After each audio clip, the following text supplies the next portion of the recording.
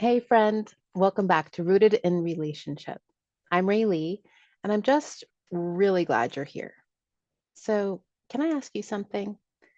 You know that moment when you're looking at your child and they're doing the thing again, the meltdown, the refusal, the mean words to their sibling, and you think, what is happening?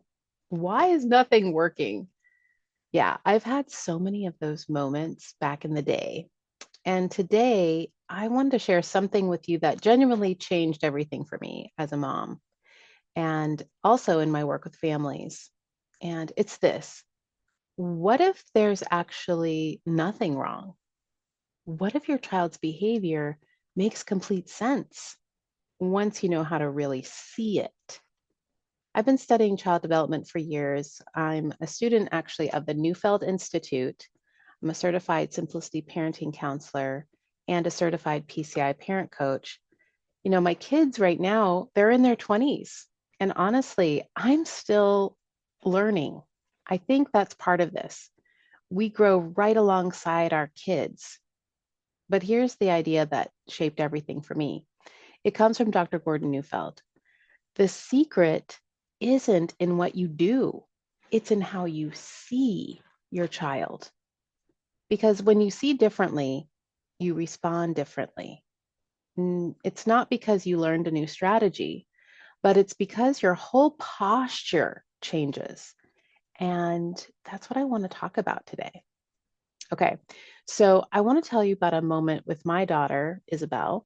She was probably 5 or 6, and we were in one of those power struggles. You know the kind, it just keeps escalating. You both dig in, and suddenly everyone's upset, and you can't even remember how it started.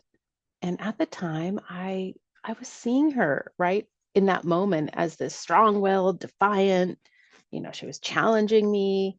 And I kept thinking, oh, if I don't win this, she's going to think she can walk all over me. But then, I remembered my education, my learning about attachment, about how kids actually develop, and something clicked. Isabel has what we call an alpha complex. She's a natural leader. She needed to feel, even at 5, guys, I mean, she needed to feel like she had some control over her world. And when she felt dominated, her nervous system just would go into alarm. And I realized, she wasn't trying to be difficult. She was actually trying to hold on to herself. And when I finally saw that, when I really saw her, I stopped trying to win.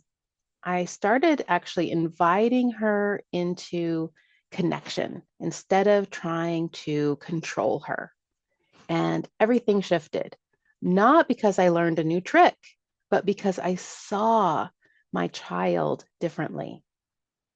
I want to offer you something today, thinking about putting on a new pair of glasses. We'll just think about it like that.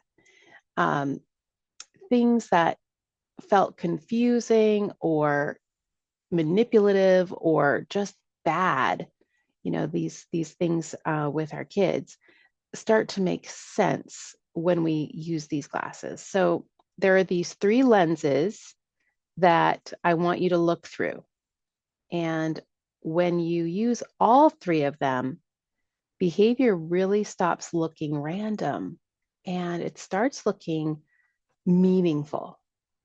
So let's take a look at when I think about the first lens, this is attachment. And this is about relationship, right? About connection. Your child's brain is wired to need you, not just want you, need you. Connection really isn't optional, it's how humans survive. And here's what I've learned: when connection feels shaky, everything else falls apart. So when Isabel is acting out, when she was little, the first question I started asking myself was, does she feel connected to me right now? Or is she working for that connection? Because a lot of misbehavior is really just what we would call pursuit. They're trying to get close. And we know this intuitively, guys, because what we say to, when I talk to a parent, they'll say, Rayleigh, they just want attention. You see, we do know about this. We do know that this is what it's about. So they're trying to get close without having, they just don't have the grown up ways to do it yet. So, yes, they want attention, but let's replace that word attention with they're seeking connection because that helps us, right? Because attention seeking, like when we think about, when we say that, because it sounds, oh, they just want attention. But if I say, oh, I think I get it, my child is seeking connection, we feel a little bit better about that, don't we? I know I do. So, my son, Keaton, was so different from Isabel. He's 3 years younger than she was. And he was a lot quieter. He was more observant. Um, I used to think his withdrawal at times meant that, he was fine. He was just his little independent self and he didn't need me, right? Because he was just so kind of content and didn't like to stir the pot so much. He saw his older sister and figured out like, I don't need to get involved here. But what I did learn, I learned something important. I still learn to this day. When he pulls away or when he pulled away at that time, it often meant that he felt disconnected. He needed me to bridge back to him. Your child needs what I love this word. I love this idea. Like, let's just rest with this. Rest with this. Your child needs to rest actually in their relationship with you. Think about that. They need to rest in the relationship with you. They don't need to be working so much for your attention, for this connection. They don't need to be wondering, like, are you still there? Are you with me? Do you, they don't need to earn your love, mom, dad. When they can rest in connection, so much of the hard stuff is going to soften. So, so that's attachment. That's that first lens. And then there's lens number two, which is vulnerability. This one gets me every time. I mean, you've heard a lot about vulnerability if you've been, watching podcasts and things, Brene Brown and things like that. So we're soft creatures in a hard world, and we can be hurt. And when life hurts too much, the brain does something automatic. It just shuts down feeling. And I'm sure you've felt this way. You've seen this in your kid, the child who says, I don't care. When you see, they do care that you took away the iPad. They do care that you remove the door of their room. Yeah, some parents are doing that. That's like, oh my gosh, that's incredibly harsh. But when we take these things that they care about away to make a point, to teach a lesson, right? And they're like, I don't care, whatever. The kid who can't cry anymore, right? The kid who just is so hard because he doesn't want to show or she doesn't want to show you that she has that soft place, that you've touched it, that you've got there. Um, the teen with all that bravado, right? Who just thinks like, you can't touch this, you can't get to me with your wild woolly ways. It reminds me of like a story that my dad had shared with me about when he was a little boy. His dad, of course, would use a belt when he was bad and did things that, the dad didn't want him to do. And he said he stopped basically hitting my dad when my dad stopped crying. My dad would just, you know, have the belt and he didn't cry anymore. And it bothered my grandpa so much that my dad lost his tears for that, because my dad just went to a place. He went to a very, very hardened place to protect himself. And so he stopped crying. And that really just bothered my grandpa. So he actually stopped hitting him, which was just so interesting, right? But all of this, I don't care. And, you know, this, I'm not going to cry if you hurt me. Um, the teen who's so cool and full of bravado, all of that, that's not strength, right? That's not strength. That's protection. That's protection. When I think back, like both my kids were emotional, but in very different ways. You know, Isabel was more kind of, I would say, explosive with her feelings, and then Keaton would go like really quiet, and he would also tantrum, and of course, all the normal things that all kids do. But what I learned was that kids need access to these vulnerable feelings. They need to feel all their feelings. And I had to remove the fear around like Isabel's intensity and Keaton's withdrawal. I needed to recognize the vulnerability that's being either shared or not shared or misdirected or whatever it was. Um, that these are these vulnerable feelings, right? Sadness and fear, disappointment, shame. And when those feelings are blocked, also growth gets stuck. So we really do have an epidemic of immaturity in our culture. And it's very interesting. It's emotional immaturity. So much of it is because so many people are really stuck. They're stuck because they don't feel their feelings. They have emotions, right? They get angry or they get frustrated or they get scared. They go into anxiety. Those are they have like they'll be experiencing these emotions, but doesn't mean that they actually feel the feelings that are around them. Like to really feel like, oh, I'm really feeling a bit nervous about this trip that's coming up, and that's why I'm having some anxious feelings. Like they just feel the anxiety, but they don't go into hold it. Let me just get in touch a little bit with what's going on with me. Like what's going on? Why do I have these anxious feelings? So when we don't feel the feelings, this is when we get stuck. So when your child seems, hard or mean or like they don't care, the question you want to ask is what feeling might be too scary to show right now?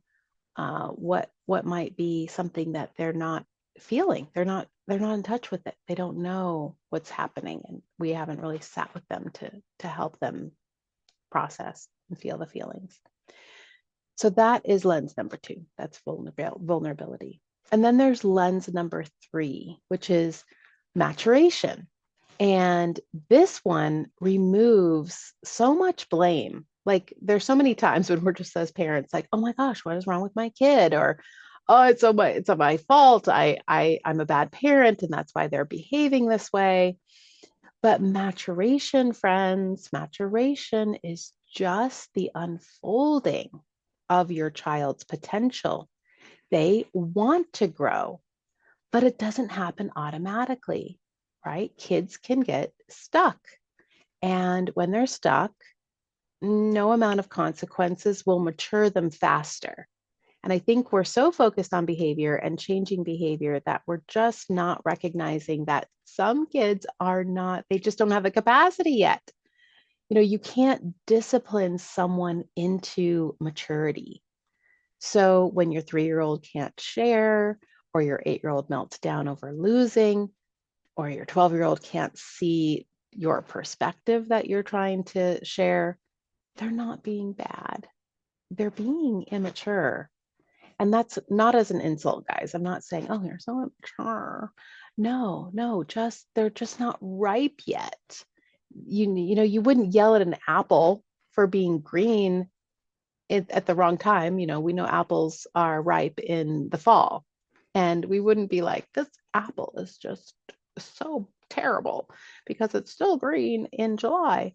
Well, you have to give it time and the right conditions. What does that apple need in order to get ripe and beautiful? So it's the same with kids. And a lot of the behaviors that you're seeing are just out of immaturity. It doesn't mean that we don't try to script kind of what they need to do And we'll talk more about that in another episode, what scripting is. But it does mean that we understand that, oh, the capacity to share hasn't really unfolded yet, but we're still going to talk about sharing. It just, we might not see the fruit of the actual sharing yet until it clicks and this kid gets it. So that's so important. I mean, it really helps us out because we can be like, oh, nature's on my side and I'm not alone here. I'm just still working at this and it will click. The maturity will come. It will unfold. My job, I just need to stay in my lane, keep doing what I need to do. All right. So here's what this looks like in real life. When your child does something that sends you over the edge, pause just for a moment and ask yourself, are they resting in connection with you, or are they really working for it? Are they really trying to get your attention? And when they are.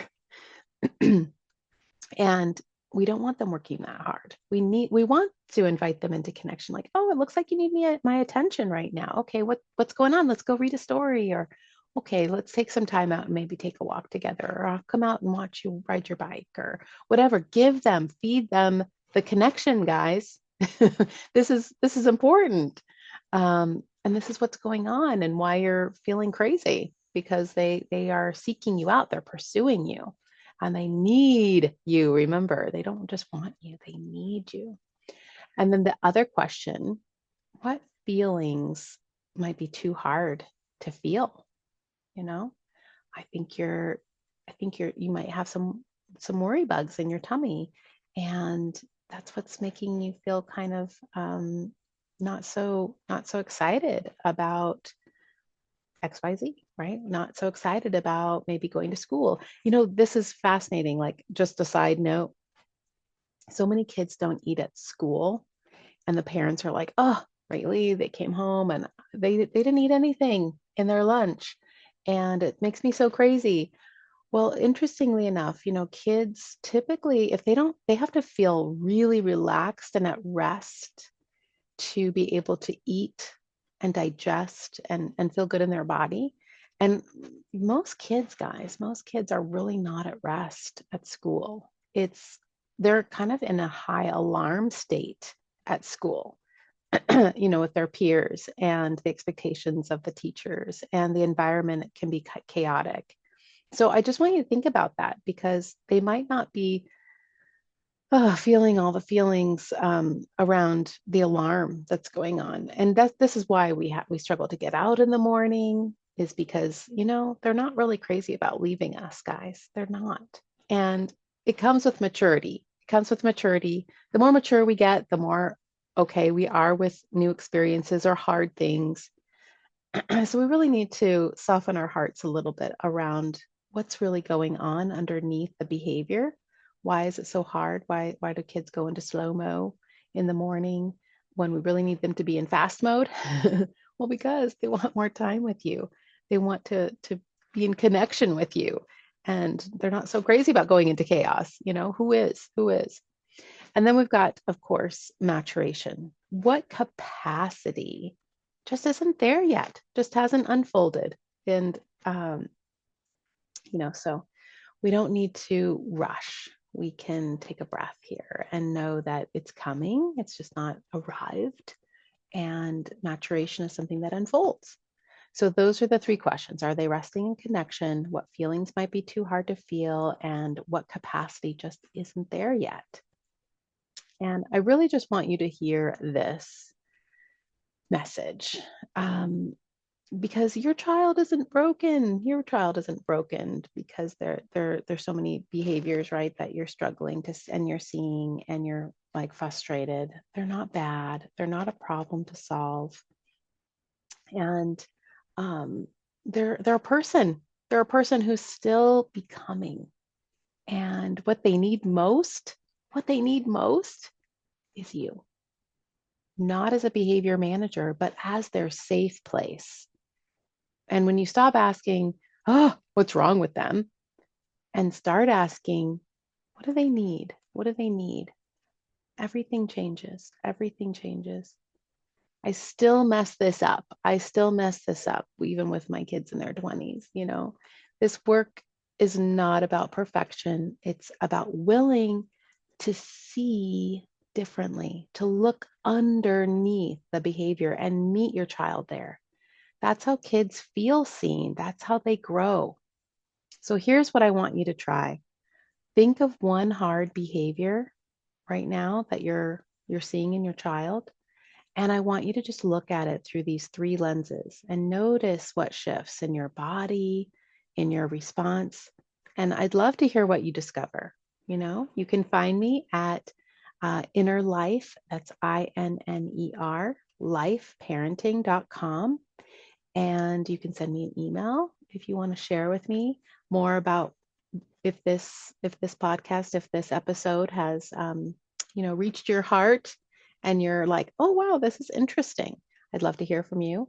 I offer free coaching sessions. If it's your first time with me, we can have a free coaching session and get you back on track, help you out with that one hard behavior.